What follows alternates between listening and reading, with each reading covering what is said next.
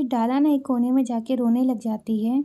फिर वहाँ पे ना क्यू आता है। डाला जब क्यू को देखती है तो अपने आंसू पोंछने लग जाती है। फिर डाला क्यू से कहती है कि मैं ठीक हूँ, हमारा केस दूसरे की ज़िंदगी से जुड़ी हुई रहती है, मुझे थोड़ा केयरफुल रहना चाहिए था। तुम मेरी गलतियों से सीख लेना क्यू, ऐसी गलती मत करना। अगर तुम ऐसा करोगे तो टीचर तुम पर कभी भरोसा नहीं कर पाएगी। फिर डाला कहती है कि ये फाइल ना तुम टीचर को दे देना प्लीज़, शायद उसकी मदद हो जाए। तो क्यू कहता है कि ठीक है। फिर डाला वहाँ से चली जाती है रोते हुए।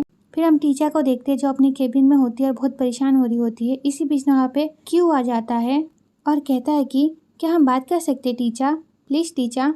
तो टीचर कहती है कि मैं बिजी हूँ। तो क्यू कहता है कि ये हमारी काम की बातें हैं। फिर टीचर उसे देखने लग जाती है। फिर क्यू अंदर आता है और कहता है कि मुझे पता है कि ये केस हमारे लिए कितना ज़रूरी है, मगर इसके लिए इतना टेंशन लेने की कोई ज़रूरत नहीं है। ये सुन के टीचर कहती है कि निकल जाओ।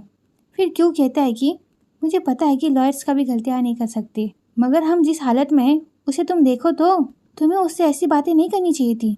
हम यहाँ पे दिन रात काम करते हैं, हम अपना 100% देते हैं, हम घर तक नहीं जाते।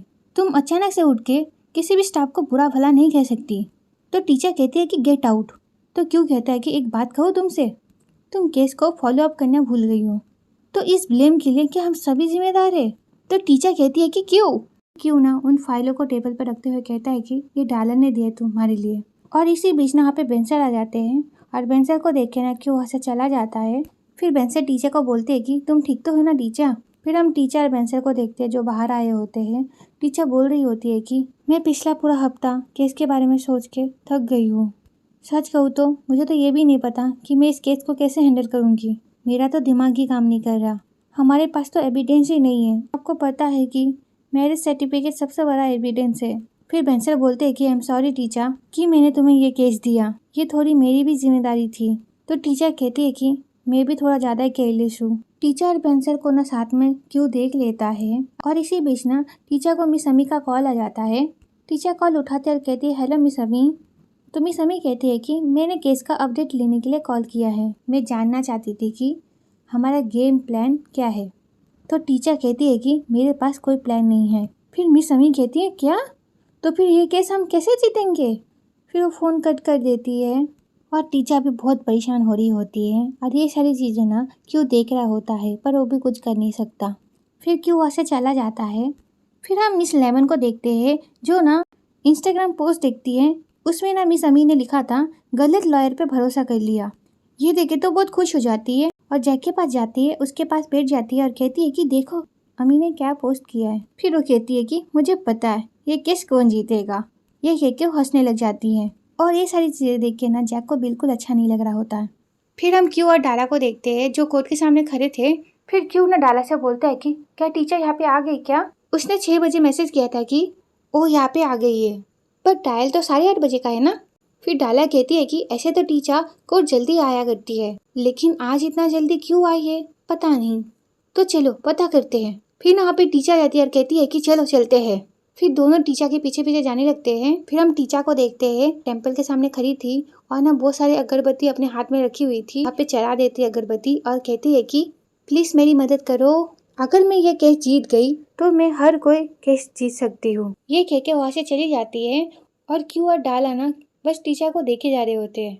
बेंसर के असिस्टेंट और कोई ना साथ में खड़े होते हैं और कोई बोलती है कि अच्छा सुनो, इस वक्त क्या टीचर कोर्ट में है, पता नहीं वो ठीक भी है क्या नहीं।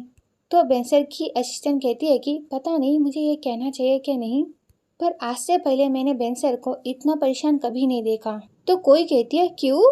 फिर कैमरा की असिस्टेंट आ जाती है और कहती है कि कम ऑन मिस अमी कोई ऐसी वैसी औरत नहीं है, कितने सारे लॉयर्स उनका केस लेना चाहते हैं, अगर वो हार गई तो हमारे फॉर्म के लिए बहुत बुरा होगा, और तो और मिस्टर बेन भी मुश्किल में पड़ जाएंगे। टीचर रोंग आते और कहते हैं कि टीचर ये केस जीत जाएंगी, हमें उन पर पूरा भरोसा है। फिर कोई कहती है कि मगर वो दूसरी औरत के पास मैरिज सर्टिफिकेट है और हमारे पास जो क्लाइंट है उसे उल्लू बनाया गया है, तो टीचर इस केस को कैसे जीत पाएगी। तो ओंग और कीर कहते हैं कि हम लोग इस केस में दिन रात लगे पड़े हैं, हमने कितनी तैयारी की है, हमें ये केस जीतना ही होगा, हम जीत के ही रहेंगे, वो भी हर हालत में। इसी बीच ना वहाँ पे शार्क सर आ जाते हैं और कहते हैं कि तुम लोग कितने बेवकूफ हो, इतना घमंड अच्छी बात नहीं है तुम्हारे लिए, तुम्हें पता भी है क्या दूसरी क्लाइंट का लॉयर कौन है। तो सब लोग बोलते कौन है वो। तो शार्क सर बोलते हैं कि मैं बताता हूँ तुम लोगों को। और कौन? एक सीनियर लॉयर है, उसने अपनी डिग्री वहाँ से ली है जहाँ से मैं पढ़ा हूँ। उसके बाद शिकागो में हम दोनों को पढ़ने के लिए स्कॉलरशिप मिली। और तो और वो काफी बड़े केसेस लेता है, सिविल केसेस, क्राइम केसेस, और वो फैमिली केसेस में स्पेशलाइज है। पता है वो काम में हमेशा इतना अच्छा है जिस वजह से वो हमेशा टॉप करता है। इस वजह से हमने उसे तो एक निकनेम भी दिया है, और वो है डीप रेंजर। और ये सुन के सब लोग कहते क्या, डीप रेंजर? इसका मतलब वो टॉयलेट साफ करता है।